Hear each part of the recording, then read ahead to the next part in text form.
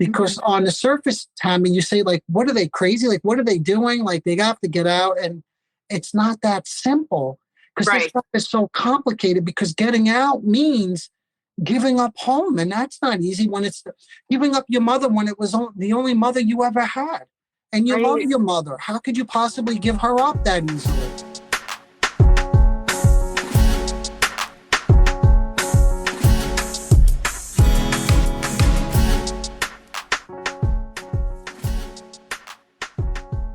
And then the $1 million question is, how do you break the trauma bond?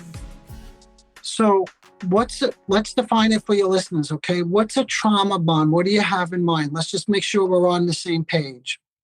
Well, you go back and it's a honeymoon period, and they say that when the fight or the yelling starts again, you're in trauma, and your brain looks for that whatever that is that happens, dopamine, or the trauma to keep happening. And to break it is almost as painful as like being off drugs, I've heard. Okay. So there's something about the trauma, it's very stimulating and addictive. Right. So I don't know how that could be, because to me, trauma is trauma and it's horrible. Well, I'll give you an example of one way it could be. Many months ago, I did a podcast on the trauma bond. Okay. And I'm trying to think back, but I won't go into all the details here. But basically, I listened to somebody's story online. You know, people put their stories out there, so getting content is not really hard. Right. And this woman was in an abusive relationship with her alcoholic mother. I mean, to the point that sometimes it would even get physical when they were younger, right? That was a trauma-bonded relationship. She loved her mother, but she hated her and she couldn't leave. And finally, she moved out. She found a boyfriend that she subsequently married, and he was abusive, right? So she could not. So again, this is just a theory, but you'd have to get a lot closer to understand this. But one reason these people stay in the trauma-bonded situation is because they cannot leave home.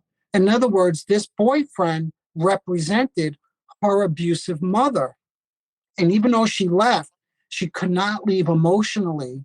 And then subsequently, what happened is when she had a baby, her first baby, supposedly they couldn't afford to live on their own anymore. So guess where she needed to move back to? Oh, no. Yeah. So she moves back with her mother and gets pregnant again.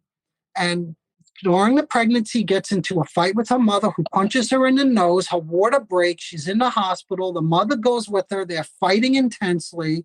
And it's like, she's back home. You see, this is the whole repetition compulsion. It just repeats itself. And she called into this show complaining about her abusive husband without really recognizing that this is not just about her abusive husband, but that this is about her difficulty leaving home. She can't separate from this image of an abusive mother. She carries it wherever she goes. And then she actually goes home back to the mother when she separates. She can't live without her. So people like this could possibly get into these trauma-bonded relationships because on the surface, Tami, you say, like, what are they crazy? Like, what are they doing? Like, they have to get out. And it's not that simple because this stuff is so complicated, because getting out means giving up home. And that's not easy when it's giving up your mother when it was the only mother you ever had. And you love your mother. How could you possibly give her up that easily? Upon further reflection, I feel compelled to elaborate on why it's so difficult to relinquish the notion of home and why this particular woman cannot sever ties with her abusive mother.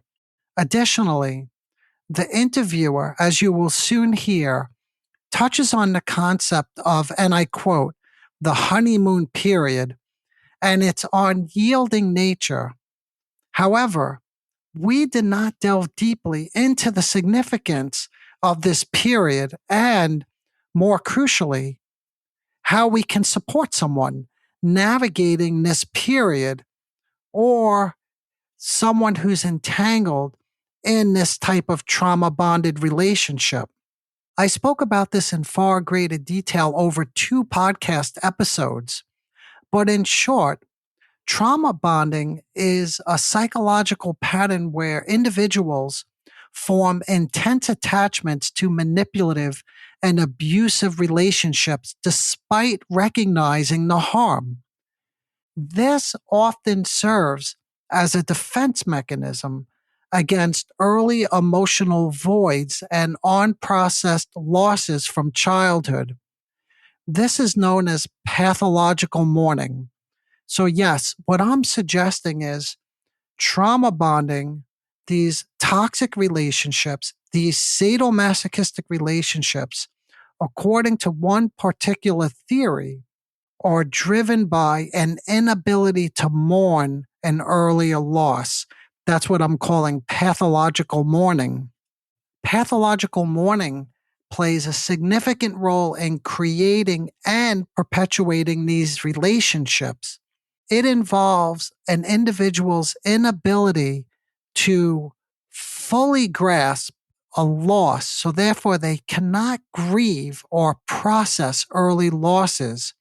In other words, there's no one there to help them with these really confusing feelings. And what this leads to is repetitive, destructive patterns. For example, in the case that I was discussing with Tami, we can call her Mary.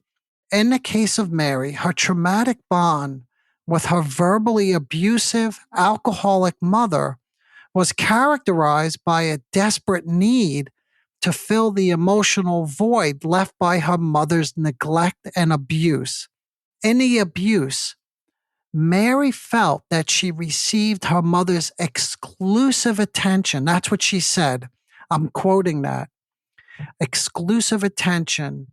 And I've been told that negative attention is better than no attention at all.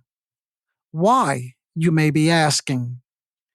Because when locked into this conflict and when one is receiving this attention, negative attention, they are no longer alone. So, in other words, the attention, the abuse can undo a feeling of being painfully alone. This unprocessed loss drove Mary, for instance, to recreate similar dynamics in her adult relationships, seeking the familiar, albeit painful, connection. And again, that's the connection of devaluation and abusive behavior. A critical element in trauma bonded relationships is the role of hope and the illusion of, and I quote, the magical reunion, which parallels the honeymoon phase mentioned by the interviewer. Now, this magical reunion, if you've followed my earlier episodes, I've detailed how this is a critical characteristic of those suffering with narcissistic characteristics. Individuals like Mary hold on to the hope that the relationship will eventually meet all their needs for validation, recognition, and love, despite the ongoing abuse. Mary actually stated, after having left home, she left her mother, stating, "My mother is dead to me," but then returning to her mother's home later in life, that she stated, "This is going to be amazing."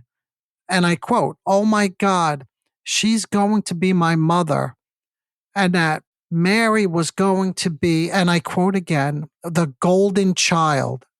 This hope, or what Tami called the honeymoon phase, which is also known as the magical reunion in psychoanalytic terms, is a powerful force that keeps them stuck as they believe that finally they will get what went missing in the deficient parent child relationship.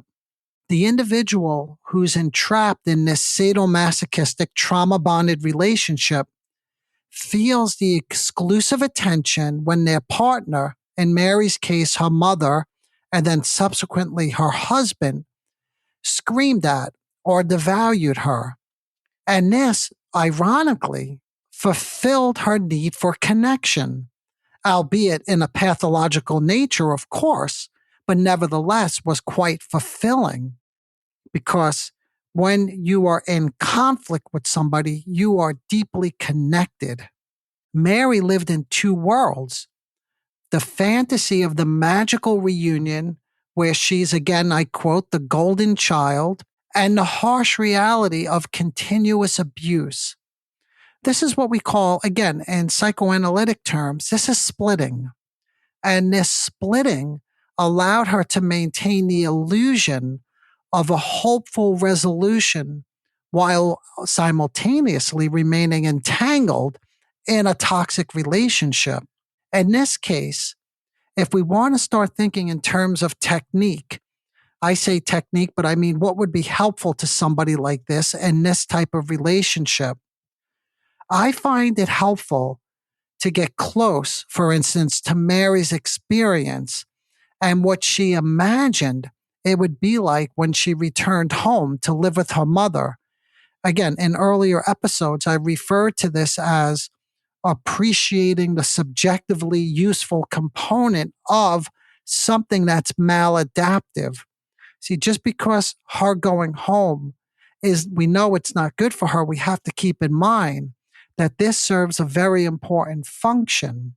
The fantasy of the magical reunion with her mother, oh my God, she's going to be my mom, I'm the golden child, is really important to get close to and unpack. See, in other words, if this is important to Mary, it needs to be important to you as well if you're trying to help somebody like this. Why? Because the more you can appreciate her fantasy of this magical reunion, the better place you are to understand how painfully difficult it must have been for Mary when her mother asked her for money. I don't know if I said this directly, but what led to the conflict that I mentioned a moment ago was when her mother asked her for money, and then it led to Mary getting very frustrated with her mother, and then into a physical altercation that I described. She got punched. Mary's mother punched her. This request, if you can imagine this, thwarted and ruptured the illusion of being cared for and loved. How or why? Because the request for money, it was like a signal or a sign to Mary that mom is not going to take care of and is not going to love her. In other words, Mary's being asked to take care of her mother. And this interrupts, right? Actually, really breaks down this magical reunion, this illusion of oneness.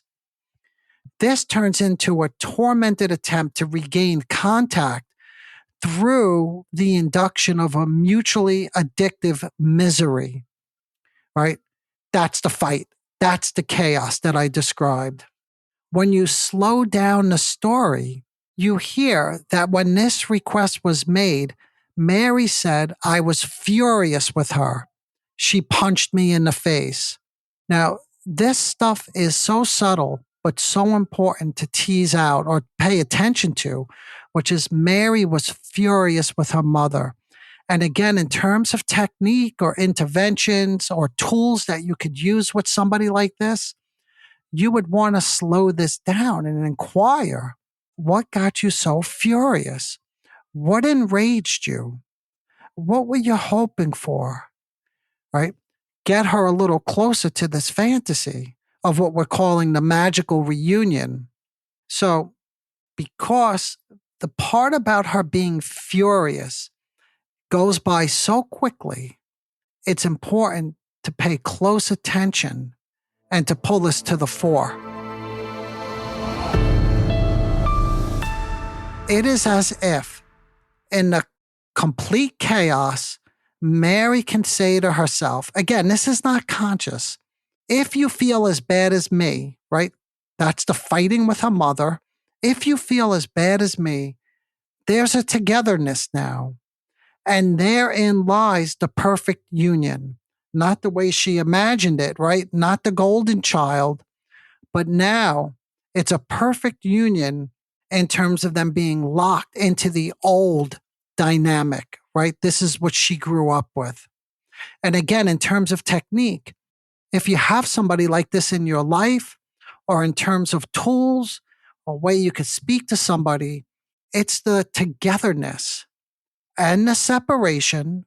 When Mary was asked for some money, that's something now that you can explore as you try to talk to somebody about this dynamic that they're locked into, if that makes sense. But I'm hoping what I'm doing here is giving you a good, clear sense that on the surface, this is about a sadomasochistic struggle, but it's much more than that, because now we have pathological mourning. That's an inability to mourn an earlier loss. Then we have the magical reunion, right? And now we have issues of separation that become intolerable, and the need to feel together as if we are one. And that's why the fight, the punching, and I quote, the complete chaos is all in the service of maintaining an excitement that will keep both Mary and her mother alive, so that her mother will never again be lost. Or again, I'm quoting Mary when she left, when she said, "My mother is dead to me." Her mother will never be dead to her again. And Mary then will never have to suffer the excruciating pain of loss. But there's this old saying, nothing lost, nothing gained. So we could see then how if one cannot experience and mourn a loss, then life sort of gets stuck. And this is Mary going back to live with her mother, right? Old patterns just get repeated. Anyway, if you have a moment, go back and maybe listen to those other two episodes. But in short, understanding trauma bonding involves recognizing the dynamics that I'm describing of pathological mourning, the compelling role of hope, and the illusion of a magical reunion. Do you see what I mean? Or like, does that make sense? Okay. And is it the dopamine fix? I've heard that you have to wait at least 2 weeks, but there's something called gray blocking, where you don't go back to the narcissist for at least a few months. So you get out of that trauma bond. Yeah, I mean, I could see that, but the stories that I hear online are not that simple. Like they end up back there for some reason. But I could see that, I guess, if you've heard stories that's worked. So I think what you're describing is a detox, right? Like that's a detox. Right. Because you get so used to going, and then the honeymoon period, and then when it happens again, you're in the trauma bond. That is, I've heard, impossible to break. It could be done. But all I'm suggesting is these things are a little more complicated. And unless you work through this, yeah, it's going to be really difficult to get in a healthy relationship, a subsequent healthy relationship, because you have to put these traumas to rest and be able to separate from an abusive caregiver and not carry it with you wherever you go. Right. And so many people are carrying it with them and then blaming the narcissist. I get it. Yeah. Yes. And in working with these couples, like I said, I see a lot of people with personality disorders because that's my area of specialties.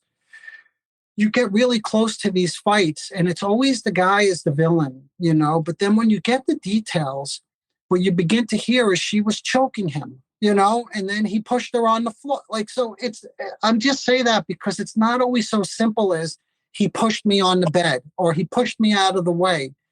When you get into the nuances of these fights, you hear that there's like they're almost like the word co-created. Like they're co-created. It takes two people. If it's only one person fighting, that's what we call shadow boxing. There's nobody else there. You're not really fighting with somebody. It takes two people to fight. Right. It takes two. And I realized in my case, like I said, I wasn't speaking out. So again, he's not a mind reader, so he's yelling and thinking it's fine. Yes. You should never think yelling's fine. I understand that part as well. But I have to take responsibility for my part in the relationship and being a little girl still. And yeah. I put my foot down, which I always had the power to do, changed and really wanted to change and get help. Yeah. And I would say that's a very mature way for you to look at it. You see, not many people can say those words that you just did. Mm-hmm. That takes a level of maturity and reflection and thoughtfulness. Yes. And it's like you said, it's so complicated. You could do this for a full year, all day. And of the personalities and narcissism, but it is very, very interesting. Do you have any more to add? No, I mean, I think we covered it all, unless there are any lingering questions that you have that if I can clarify anything a little further, but I think we covered a lot of ground. Oh, good. Well, I'm glad I was able to clarify some things. And if other questions come to mind, we'll have to do a part 2, if you like, and clarify some more stuff if it comes up. Okay, great. Definitely. So where can people find you if they'd like to have a session with you and work with you? They can go through my website. It's just drmazzella.com. Maybe you could put it in your show notes. Okay. So it's just drmazzella.com, 2 Z's, 2 L's. And that's my website. And then from there, you'll get linked into my podcast, the Narcissism Decoder, my YouTube channel, and all the sort of therapeutic services that I offer. Great. That's wonderful. Thank you so, so much for being here. Yes, it was my pleasure. And thank you again, Tami. And we'll do it again, I hope, soon. Yes, we will.